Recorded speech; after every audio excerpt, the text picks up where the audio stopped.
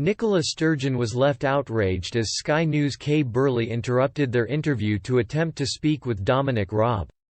First Minister Nicola Sturgeon was left frustrated as Sky News' Kay Burley paused their coronavirus interview to try and speak with Foreign Secretary Dominic Raab. While speaking outside Number 10, Ms. Kay Burley asked Mr. Raab whether he had any words for the public regarding lockdown this weekend.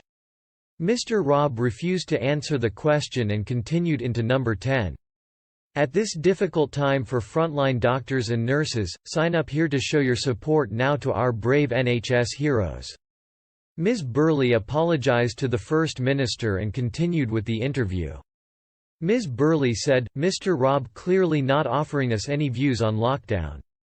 But I am sure in time we will hear in more detail about figures." Forgive me for interrupting you, Ms. Sturgeon, you were talking about why you had decided to change the way the death coronavirus figures were calculated and announced in Scotland. Ms. Sturgeon replied, before the interruption, "I was setting out how we haven't so much changed but expanded the way we report coronavirus deaths. We have moved from just reporting deaths with our confirmed laboratory diagnosis to also include the numbers of death in a community, where there has not been a test to confirm it but a doctor has put on the death certificate that the virus is likely to have been a factor. So that gives us a truer picture of the number of deaths. We will be reporting that wider figure on a weekly basis. I should say that this is also happening now in England." Ms. Sturgeon then began listing the benefits of expanding the way in which coronavirus deaths are reported. She continued, "It is intended to give a more comprehensive picture of the toll of coronavirus in terms of loss of life.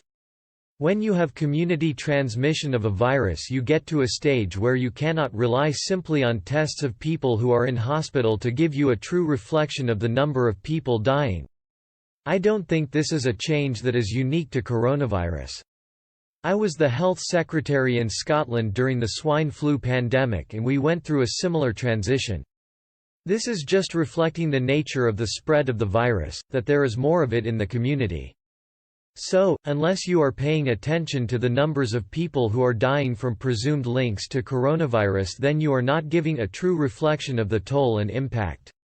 Ms. Burley agreed that the figures for both cases and deaths are continuing to rise and hospitals will be expecting a surge in patients.